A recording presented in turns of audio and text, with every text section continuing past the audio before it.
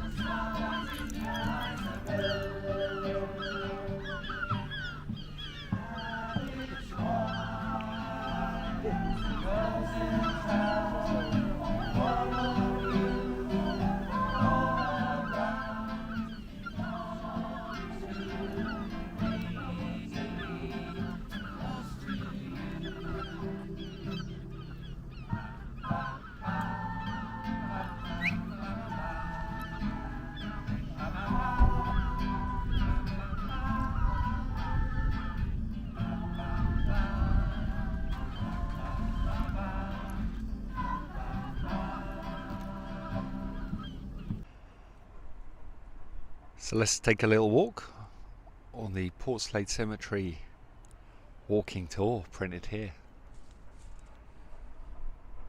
and learn some more about the people in the graves that I didn't know last time I was here.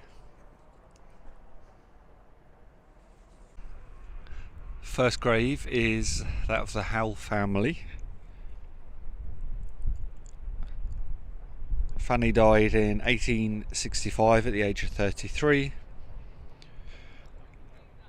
4 years later, her son Frederick in 1869. Daughter Jane, and then twins. Mary Ann and William died in 1877. William's second wife, Mary Ann, passed away in 1885. And their daughter Mabel in 1886, and then finally William in 1899. But they might not all be buried here, because some of these dates are before the cemetery was opened.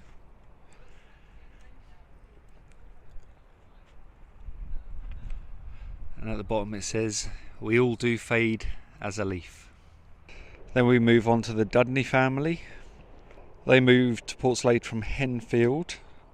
John Dudney, William's father, was the founder of Portslade Brewery.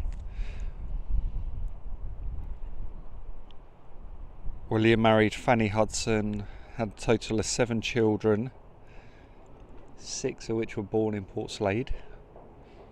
The family's home was Linfield House in South Street, Portslade, which is now the Village Green and Baptist Church. William was elected to East Sussex County Council in 1887 and was a member of Steyning Board of Guardians, vice president in later years. He was a church warden at St Nicholas, which I've also done a video on. He had to resign due to ill health in 1895. He suffered from Bright's disease for many years, and he died on the 5th February 1896 at 9:30 a.m. And there he is there, William Dudney, 29th of December 1831 to the 6th of February 1896. Be just and fear not.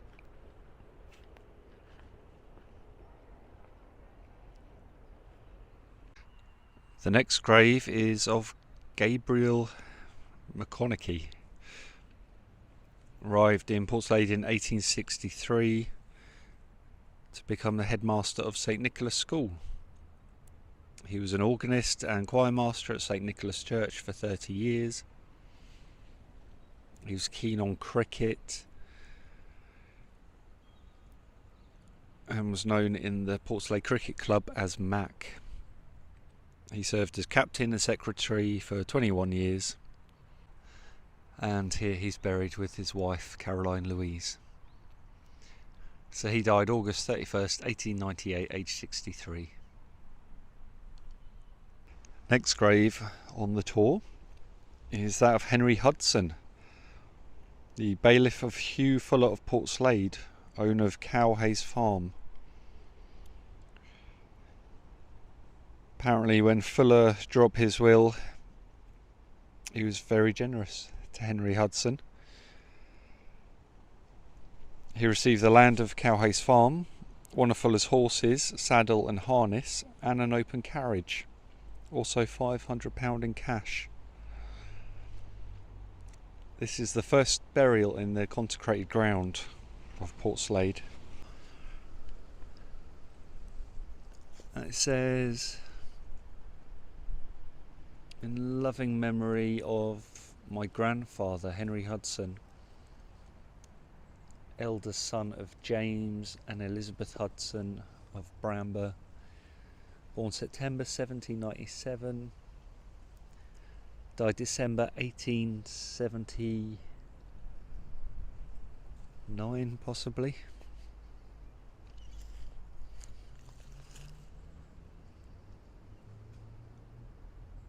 Also his granddaughter Marianne.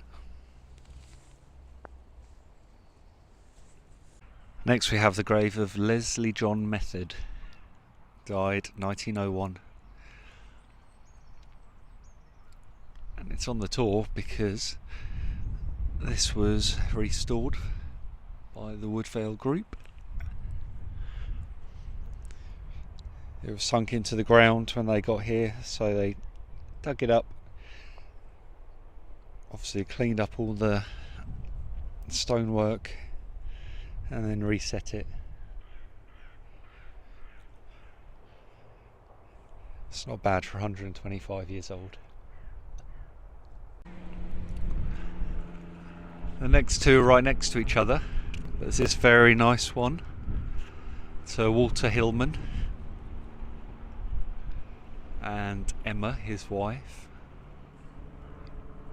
Walter was a prominent local businessman, Justice of the Peace, Chairman of Portslade Council for 11 years, and Church Warden of St Andrew's Church for 13 years. He apparently ran a host of enterprises. Corn merchant, hay and straw dealer, seedsman, general carting contractor, dairyman, greengrocer, supplying milk, butter, eggs and vegetables from Cowhays Farm. So it's likely he knew Hudson. He was responsible for building houses in St Andrew's Road, and he died on the 7th of July 1926.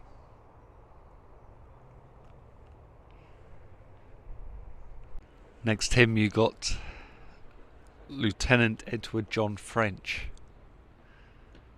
aged 31 years.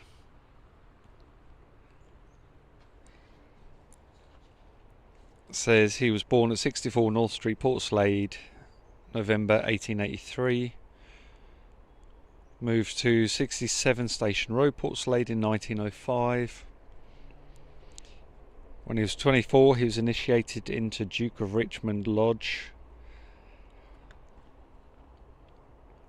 And on the 1st of October 1913, while in the Merchant Navy, was commissioned into the Royal Navy Reserve as a sub-lieutenant. Shortly after the outbreak of war, he was assigned to the HMS Good Hope, and on the 1st of November 1914 his squadron engaged the enemy at the Battle of Coronel,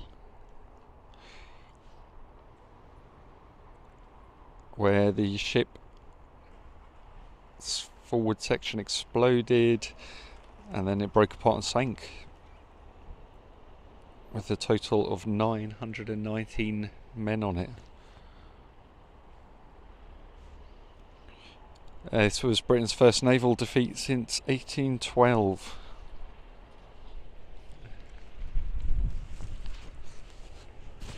This says, in loving memory of Lieutenant Edward John French, aged 31 years, HMS Good Hope, sunk in action together with HMS Monmouth in the Pacific Naval Battle, 1st November 1914. All officers and men numbering 1,450 perishing. That's obviously on the two ships. They passed beyond our touch, beyond our sight. Never thank you, God, beyond our love and prayers. And you've got some of the other French family in the same grave.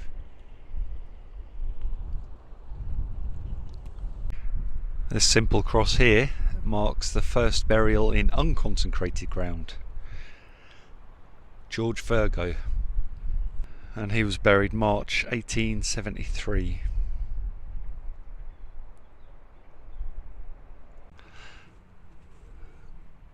A little bit more recent, this is the grave of Sean Tierney.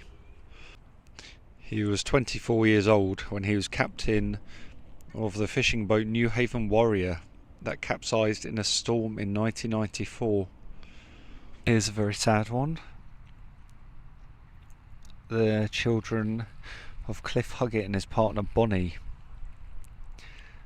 Stephen age 14, Nigel age 11, Karen age 9.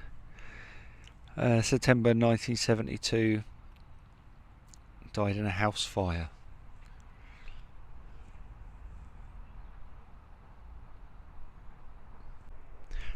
This grave I had a look at last time, Vera Marslin,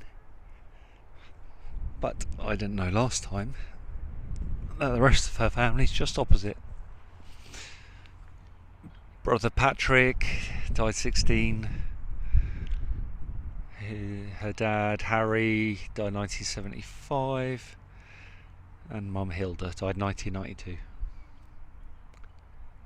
This is the grave of Annette Elizabeth Frederica Christina Pepper. She was shot dead by her Canadian soldier lover, who was later hanged for his crime. 18th of March 1943. And on the same grave you've got Frederick Willard, Rose Willard, and another Frederick Willard. And the last grave on the tour is this one to Thomas Huntley Wood. Died 24th of August 1951. Moved from Scotland to 10 Ellen Street, Portslade. And it's possible that he was the sailor on the front of the Players cigarettes packets. I say possible because the Daily Mail printed an article which suggests he may not be.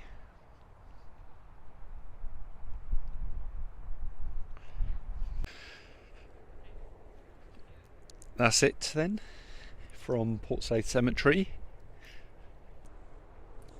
and I'll see you next time. Bye.